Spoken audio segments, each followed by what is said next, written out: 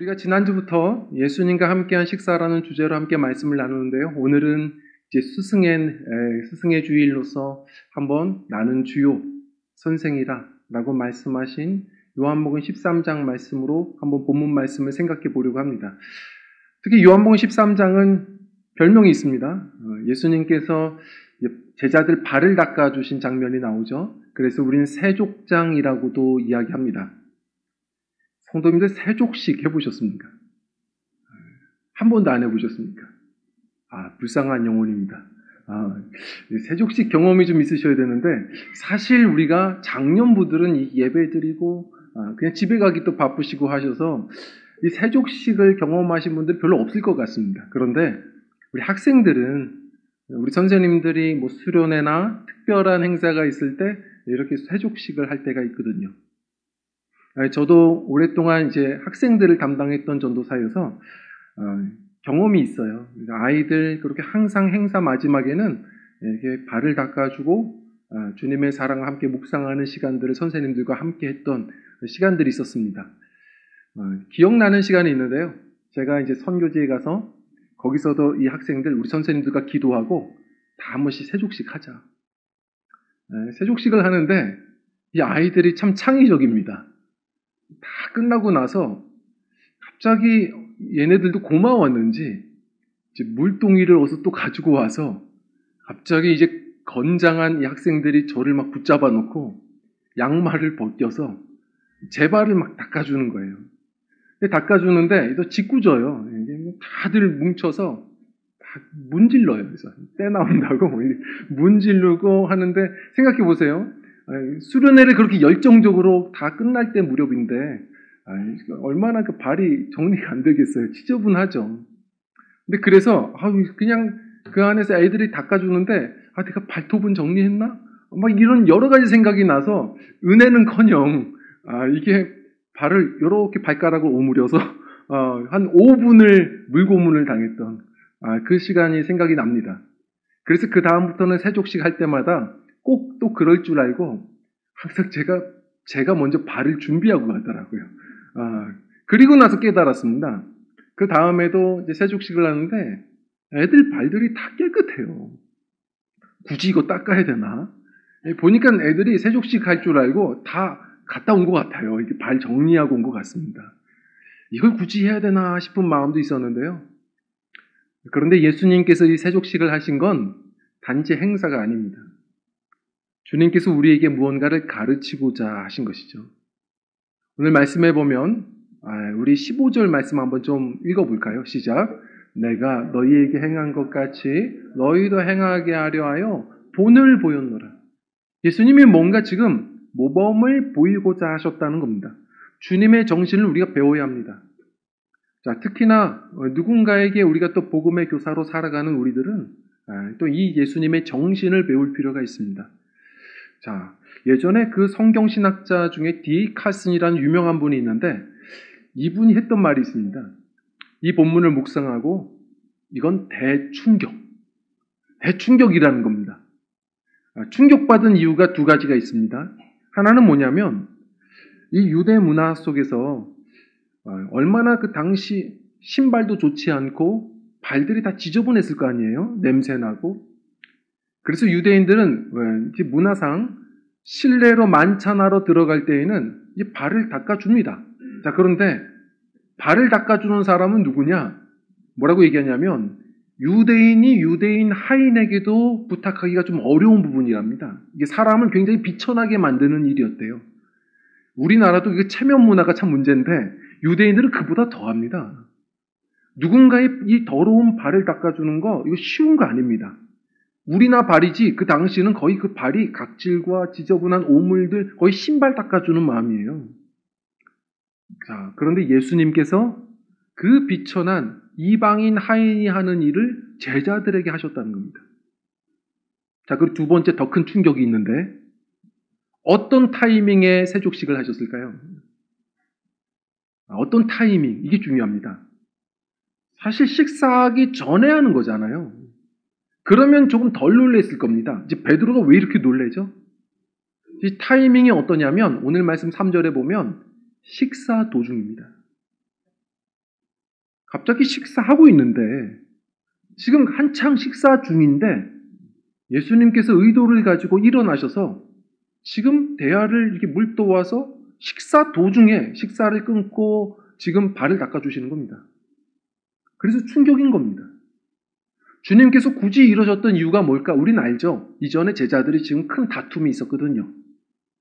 예수님은 곧 있으면 십자가를 지십니다. 마지막 그 사랑의 만찬, 최후의 만찬, 그 애찬을 하고자 하시는데 지금 이 분위기는 평범한 식사 더 넘어서 불편한 식사였습니다. 그 가운데 우리 예수님이 일어나셔서 가장 낮은 자리에서 발을 닦아주시면서 내가 너희에게 행한 것처럼 본을 보였노니 너희도 서로 발을 닦아줘라. 그 순간부터 식사는 이미 있었지만 주님의 이 사랑의 만찬은 이때부터 시작된 겁니다. 우리 성도님들의 가정이 순간순간마다 평범한 식사, 어떤 불편한 어떤 그 관계술 속에 숨 막히는 순간들도 있을 겁니다. 그 순간마다 우리 믿음의 사람들, 또 누군가 이 복음의 교사들, 주님의 이 정신, 세상은 어깨입니다. 힘주고, 으스대고, 높아지는 것. 그러나 예수님이 우리에게 알려주신 정신은 무릎입니다. 무릎 꿇고 그 발을 닦아주는 믿음들이 되셔서 그 본을 따라가셔서 우리 예수님을 닮아감과 동시에 주님과 함께 우리 디아코노스, 식탁을 차리는 자들, 먼지를 가로지른다라는 뜻도 있지만 사실 이게 어느 순간부터 식탁을 차리는 자입니다. 주님과 함께 은혜의 만찬을 가정과 교회에서 차려내는데 승리하는 우리 예수님을 닮은 우리 참된 제자들이 다 되시기를 축원드립니다. 자, 오늘 말씀 우리 주님께서 우리에게 본을 보이신 무릎입니다. 자, 어떤 무릎일까요? 첫 번째로 따라하겠습니다. 사랑의 무릎. 우리 1절 말씀 한번 읽어보겠습니다. 시작. 유월절 전에 예수께서 자기가 세상을 떠나 아버지께로 돌아가실 때가 이른 줄 아시고 세상에 있는 자기 사람들을 사랑하시되 끝까지 사랑하시니라. 아멘. 자, 오늘 말씀의 서론입니다. 너무 아름답죠? 예수님이 지금 끝까지 사랑하시는 장면입니다. 끝까지. 우리에게는 한 단어잖아요. 그러나 이게 원어로 보면 에이스텔로스 두 단어입니다. 무언가의 목적을 다 채우는 겁니다. 다시 말해서 긴 시간 사랑하셨다라는 말만 아니고요. 정말 그 긴 시간 변함없이 최선으로 질적으로 충만하게 사랑하셨다는 겁니다. 우리 그렇게 사랑할 수 있습니까? 우리는 그런 사랑을 알지도 못하고 할 수도 없습니다. 저희 이제는 또 여름부터 하반기에는 우리 청년 선생님들 두 커플이 또 결혼을 하게 됩니다. 우리 교회 또 경사죠. 그런데 우리 선생님들이 또 이렇게 연애를 하면서 상담할 때 보면 비슷해요. 그렇게 좋은 이제 시작한 연애인데 그럼에도 혹시나 끝날까봐 두려운 불안감들도 늘 있는 겁니다. 예전에 그 한 커플이 그런 얘기를 했어요. 한참 오랫동안 만난 커플인데 두 사람이 와서 이런 얘기를 합니다. 목사님 혹시 이렇게 연애하다가 혹시 이별하게 되면 우리는 신앙생활 어떻게 합니까? 무슨 얘기냐 그랬더니 하면 되지 그랬더니 어떻게 한 교회를 다닙니까? 이런 얘기를 해요. 그래서 근데 자매는 또 의연하게 뭐 어떠냐? 그냥 형제 자매로 사는 거지. 이렇게 얘기하는데 그 형제는 난 그걸 그렇게 못해. 난 그게 안 돼. 그러면서 저에게 계속 요청하더라고요. 그래서 제가 아주 명확하게 가르쳐 줬습니다. 걱정할 거 없다고. 자매는 주일 예배 드리고 형제는 수요 예배 나오라고. 제가 아주 명확하게 한 영혼도 잃지 않겠다라는 목회자의 열정을 알려줬습니다. 성도님들, 우리가 지금 막 만나는데도 우리는 혹시 끝나지 않을까? 혹시나 불편해지면 어떡하지? 왜 그런 고민할까요? 우리는 그런 사랑에 자신이 좀 없습니다. 주님을 사랑할 때는 어떠세요?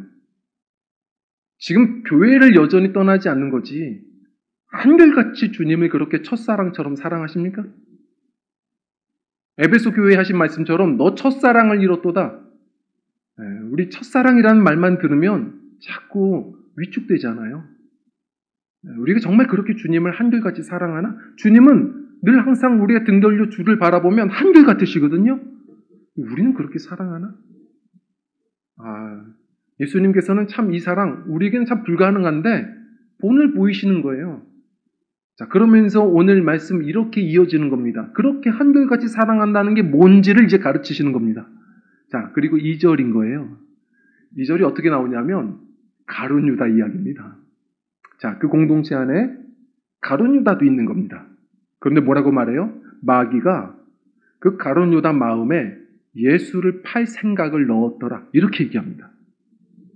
지금 가룟 유다의 이 생각 속에, 마음 속에 예수님을 팔아먹을 이 배신의 생각이 찾아왔습니다. 자, 그 순간 예수님은 그 가룟 유다가 그런 생각을 할 걸 알았을까요? 몰랐을까요? 알았습니다. 11절에 보면 예수님은 그걸 아시고도 이 일을 하셨습니다.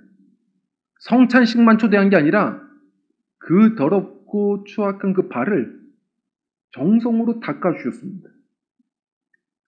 크리소스톰이라는 교부는 뭐라고까지 표현했냐면 이 12명 중에 가룟 유다를 첫 번째 타자로 닦아주셨다고 얘기합니다.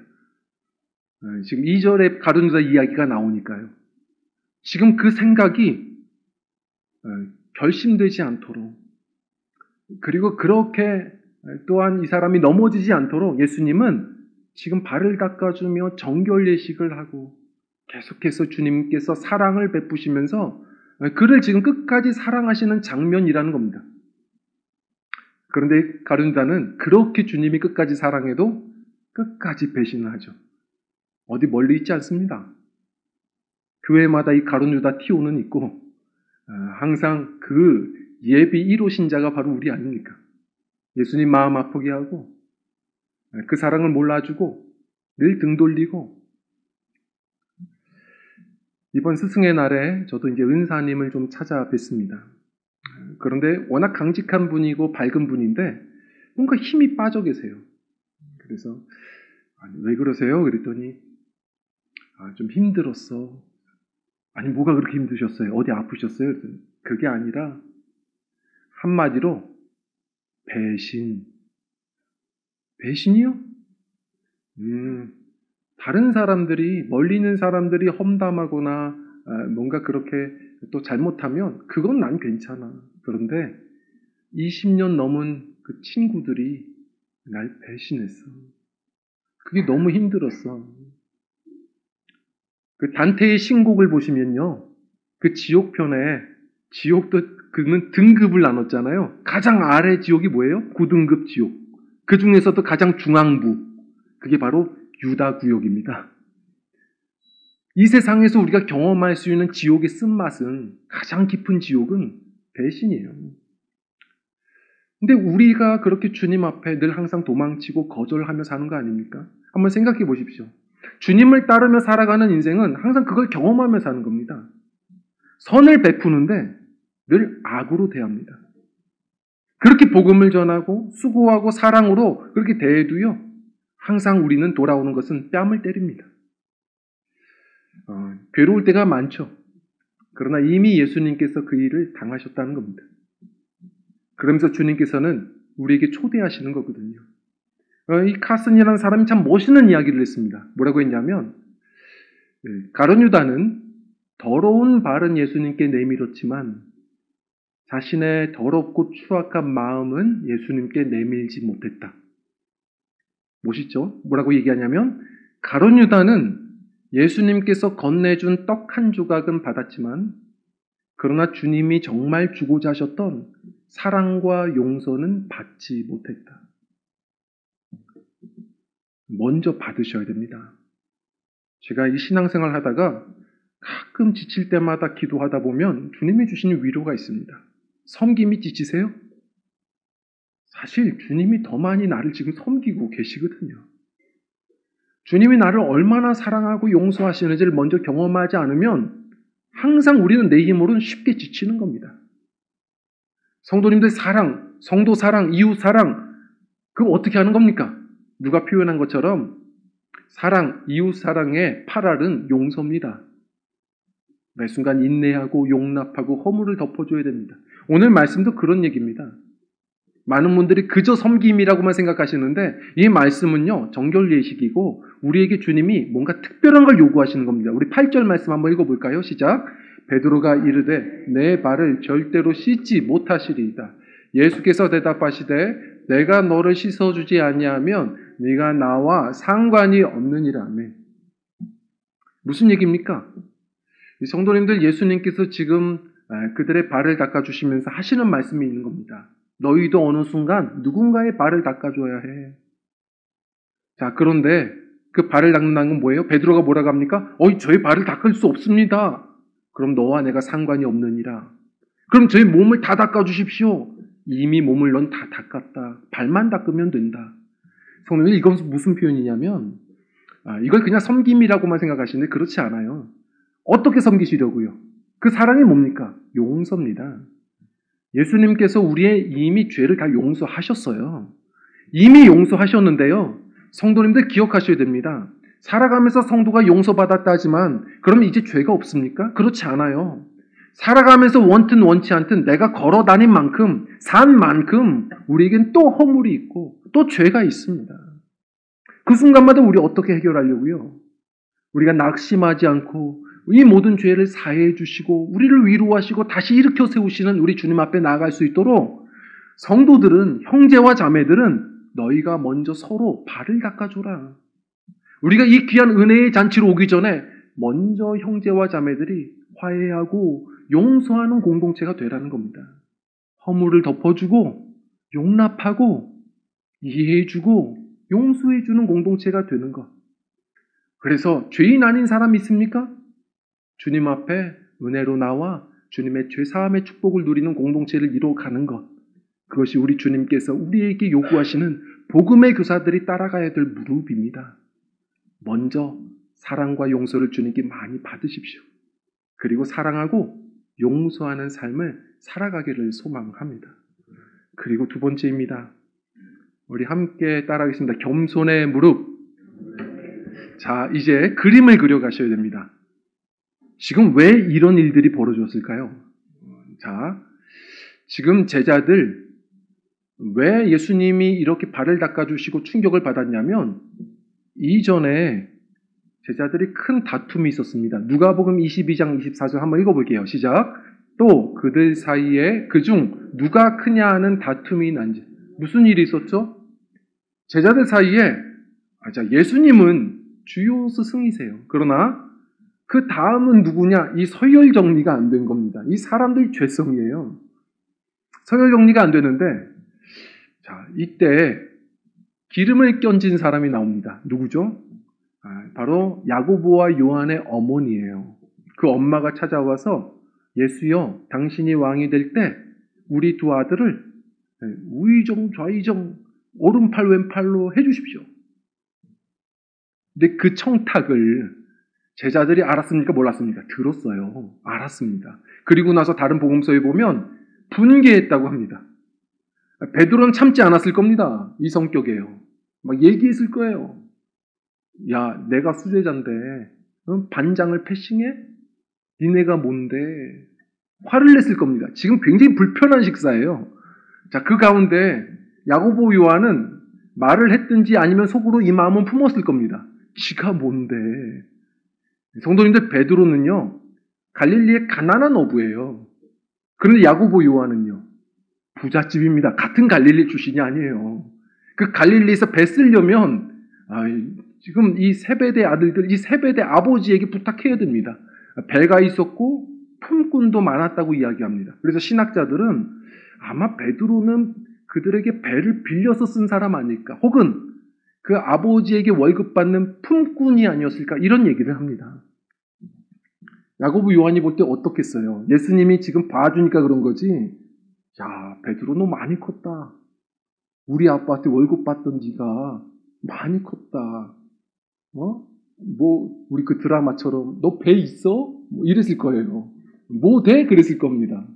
아무것도 아니었던 베드로가 어느 순간 갑자기 자기가 수제자인 것처럼 활동하는 게 이게 아니고 왔을 거예요. 그게 지금 터진 겁니다. 신랄하게 서로가 서로를 공격하고서 예수님이 만찬을 시작하자 지금 밥을 먹는데 자, 보십시오. 유대인들은 문화적으로 실내 들어갈 때 발 닦아야 됩니다. 왜냐하면 식사를 할 때는요, 영화 보셨죠? 반쯤 누워서 이렇게 식사를 해요. 우리나라는 그러면 소된다고 하거든요. 그런데 유대인들은 그렇게 해서 먹는 게 문화입니다. 그러면 자연스럽게 원탁으로 식사를 하다 보면 원든 원치 않든 옆 사람의 발이 내 코와 가까워집니다. 그 지저분한 발. 밥을 먹는데 그 냄새가 참을 수 없는 겁니다. 그래서 시킬 하인이 없으면 어떻게 하느냐? 어쩔 수 없이 서로가 서로의 발을 닦아주고 들어갑니다. 자, 그런데 아무도 서로 발을 안 닦아주는 거예요. 이 만찬에 냄새가 진동했을 겁니다. 이런 상상을 해보셔야 돼요. 지금 왜 서로가 움직이지 않느냐? 서로가 아무도 움직이지 않아요. 먼저 움직여서 발 닦아주면 그놈이 집니다. 지금 유치한 거예요. 여기서 먼저 발 닦아주는 놈이 이등병인 겁니다. 그 순간에 이 유치한 싸움에서 예수님이 일어나셨고 예수님이 이등병이 되셔서 그들의 발을 하나하나 닦아주시는 겁니다. 아마 베드로는 그래서 충격받았을 겁니다. 예수님, 저 닦으시면 안 됩니다. 이건 이거 베드로가 착해서가 아닙니다. 베드로의 머릿속에 그 서열이 있거든요. 예수님은 자기가 닦아야 돼요. 그리고 나머지는 자기를 닦아야 됩니다. 이 서열이 있는 거예요. 그러니까 예수님이 야, 내가 너 안 닦으면 너와 내가 상관이 없다. 그랬더니 또 이 베드로는 그러면 저의 머리부터 다 닦아주십시오. 그는 또 여기도 최고가 돼야 돼요. 그는 그런 서열이 지금 머릿속에 꽉 차 있습니다. 예수님이 아무 말 안 하시고 답답하시죠. 발을 하나하나 닦아주시는 겁니다. 충격받았을 겁니다. 예전에 그 청소년들 전문으로 사역하셨던, 지금은 장년부 사역을 잘 하시죠. 홍민기 목사님이란 분이 계십니다. 딱 보면 탱크 목사, 별명이 탱크 목사예요. 그냥 체구도 크고 생김새도 교회에서만 만났으면 좋겠는 분이에요. 그렇게 험상궂고 해요. 그분이 청소년기에 그렇게 방황을 많이 했다 보니까 사역을 시작했을 때부터 주님께 돌아와서 사역 시작할 때 청소년을 딱 담당했습니다. 얼마나 잘했는지 몰라요. 예를 들어서 청소년 사역을 시작하는데 그렇게 아이들이 가출을 많이 하더랍니다. 그러면 선생님들이, 부모님들이 어떡하냐고 막 난리가 나는데 이 전도사님은 침착하죠. 걱정하지 마시라고. 아마 어디 가면 있을 거라고. 근데 가서 보면 그 아이가 거기 있는 거예요. 다들 그 선생님들과 그 학부모들이 야, 우리 홍 전도사님 영성이 대단하다. 기도 많이 하시나 보다. 어떻게 하셨냐 그러는데 자기는 영성이 많은 게 아니라 어디 있는지 다 안 돼. 경험했으니까. 자기는 가출하면 거기 있었답니다. 그러니까 너무 학생들을 잘 알고 학생들과 잘 맞는 거예요. 자, 그런데 그렇게 학생들을 그래서 잘 관리하다가 이분이 자신이 감당할 수 없는 한 친구를 만난 겁니다. 이 친구는 쌈박질을 너무 잘하고 거기다가 분노 조절 장애가 있습니다. 근데 이 친구가 좀 바뀔 것 같으면 또 변하지가 않아요. 또 변한 줄 알았는데 한 번은 또 연락을 받는데 식당에서 누구와 시비가 붙었다가 시비가 붙으면 그 사람과 싸우면 되잖아요. 주변에 말리는 그들 친구 7명을 다 때려 눕힌 겁니다. 얼마나 그렇게 많이 때렸는지 그 부모들이 참을 수 없어서 경찰에 그렇게 신고하고 구치소에 갇혀 있는 겁니다. 그래서 담당 전도사로서 가서 또 죄송합니다. 사과하고 안 받아줘서 또 3일에 한 번씩 그 부모님들 찾아다니면서 합의서 다 쓰고 죄송하다고 무릎 꿇고 이분이 그렇게 해서 결국 이 아이를 빼내오는 겁니다. 대단하죠. 이 아이를 그래서 빼내오는데 오는 길에 자신도 지쳐서 들리지도 않는데 이 아이가 안 하던 말을 하더래요. 전도사님, 죄송합니다. 잘못했어요. 근데 이 전도사님이 너무 지쳐서 잘 안 들렸지만 얘기했대요. 괜찮아. 자기는 괜찮아 한마디 했는데 갑자기 얘가 난리가 났답니다. 거리에서 아스팔트에서 막 누워가지고 구르면서 나 같은 죄인을 용서했다고. 이 전도사님 보니까 얘는 감사도 조절이 안 된대요. 막 굴러서 나 같은 죄인을 용서해줬다고. 어떻게 이런 쓰레기를 이렇게 또 용납해 주시냐고, 나 같은 사람을 버리지 않는다고 막 떼굴떼굴 구르면서 감사하는데, 그거 계속 말려서 일으키고, 그 다음 주일부터는 이 친구가 나도 전도사님 따라서 신학을 공부하겠다고 얘기해서 그것도 말리고, 그건 아닌 것 같다고 말리고, 그러면서 이 친구와 이렇게 신앙생활을 하는데 이 친구가 정말 갈수록 변화되는 모습이 보이는 겁니다. 이 홍민기 목사님이 했던 말이 있습니다. 자기가 사역하면서 느낀 게 있는데, 사람이 변하는 건 정답이 사람을 바꾸지 않더라. 감동이 사람을 변화시키더라. 성도님들은 언제 변화되셨습니까? 부모님의 잔소리에 변화가 되던가요? 그렇지 않습니다. 그분의 눈물과 그분의 변함없는 사랑이 한 번씩 꺾이는 거죠. 우린 감동의 변화가 되는 겁니다. 이 권위 많은 이 세상에서 가장 큰 충격과 감동은 뭘까요? 겸손입니다. 그리스도인들의 어거스틴은 세 가지 덕을 다 겸손으로 표현했습니다. 그런데 그 겸손은 뭐냐면 헨리 나우인이 이런 표현을 했습니다. 나는 아무것도 아닙니다. 이렇게 말하는 게 아니라 정말 누군지 상관없이 그들의 발을 닦아줄 수 있는 것, 그것이 겸손이다. 많은 분들이 말만 합니다. 저는 오늘도 낮아질 겁니다. 아니, 낮아질 게 어디 있습니까? 이미 낮은 존재인데요. 정신 차리는 겁니다. 우리는 허물 많고 늘 부족하고 이미 땅바닥 수준입니다. 늘 그렇게 허물 많은 우리를 주님이 용납하시는 거죠. 정신 차리는 겁니다. 그런데 우리가 겸손해지는 것은 무엇이냐? 내가 그냥 낮아지는 게 아닙니다. 그를 높일 때 내가 낮아지는 겁니다. 그를 섬길 때 내가 낮아지는 겁니다. 나는 주를 높이리, 나는 주만 높이리. 성도님들 기억하십시오. 왜 우리가 그런 찬양합니까? 어떻게 낮아집니까? 저는 오늘도 낮아질 겁니다. 아닙니다. 제대로 예배드리면 됩니다. 높으신 주님 앞에 서면 됩니다. 그러면 우리가 무너져 내리는 겁니다. 오늘도 높으신 주님을 높일 때 우리는 오늘도 그 자리가 겸손의 자리인 겁니다. 주님이 말씀하신 것처럼 주님을 높이는 우리들은 서로가 남을 나 자신보다 낮게, 높게, 좋게 여기는 삶을 살아가는 것, 그것이 겸손의 왕이신 예수님과 동행하는 삶이라는 것을 잊지 않아야 됩니다. 그 거룩한 충격을 이 세상에 던져줄 수 있는 우리 겸손의 우리 일꾼들이 다 되셨으면 좋겠습니다. 우리 마지막 세 번째입니다. 우리 베드로가 이렇게 이야기했거든요. 베드로전서 5장 5절 한번 좀 읽어볼게요. 시작. 다 서로 겸손으로 허리를 동이라. 하나님은 교만한 자를 대적하시되 겸손한 자들에게는 은혜를 잊지 마십시오. 베드로는 충격이었던 겁니다. 오랜 뒤에 이 말씀을 적어내요. 서로 겸손으로 허리를 동여라. 하나님은 겸손한 자들에게 은혜를 주시더라. 그 겸손으로 나아가셔서 은혜도 많이 누리시고 은혜의 수로의 역할을 감당하셨으면 좋겠어요. 그리고 마지막 세 번째, 우리 따라하겠습니다. 기도의 무릎. 자, 기억하십시오. 예수님의 이 무릎은 그저 모범을 보이는 데서 끝나지 않습니다. 이 다락방에서 그 다음 성찬식이 이어지고, 그리고 나서 바로 그들을 위한 대제사장의 기도, 요한복음 17장으로 이어집니다. 그 제자들을 위해 하나하나 기도를 하시기 시작합니다. 하나님, 저들이 진리로 항상 거룩함을 누리게 하소서. 그리고 저들이 다투지 않고 사랑으로 연합하게 하여 주십시오. 고면드립니다. 아버지, 어머니, 우리 스승으로서, 우리 복음의 교사들로서 우리가 할 수 있는 것이 무엇일까요? 여러 모범을 보이고 사랑하고 용납하는 거 다 좋습니다. 그러나 기억하셔야 될 것, 우리가 해줄 수 있는 최고의 선택은 그를 위한 기도입니다. 이재철 목사님인가요? 예전에 그런 간증을 하셨습니다. 자신이 학생 시절에 전혀 종교에 관심도 없고 기독교에 대해서 몰랐을 때 자기의 마음의 문을 열어준 분이 있다는 겁니다. 그 고등학교 때 종교 수업 선생님이었습니다. 그런 수업이 있었나 봐요.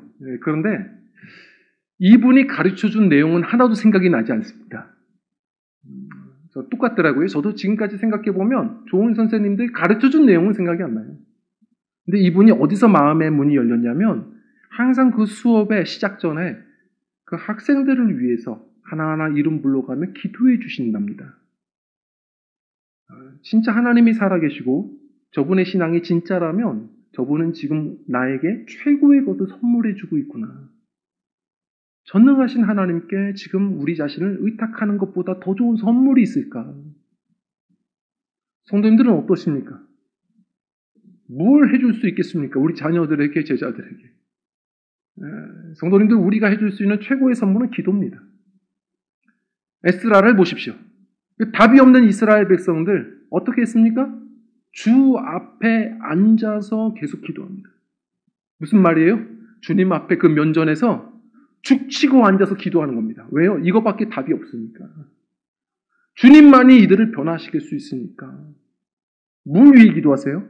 뭘 위해서 우리 학생들과 제자들을 위해서 수고하십니까? 성도님들, 이 혼탁한 세상에서 우리 아이들이 거룩함을, 진리로 거룩함을 지키며 살아가는 것, 그리고 이들이 주의 사랑으로 연합하며 아름다운 공동체 가정과 교회를 세워가는 것, 그게 하나님의 꿈이고 우리의 힘으로 해줄 수 없는 기도 제목 아니겠습니까?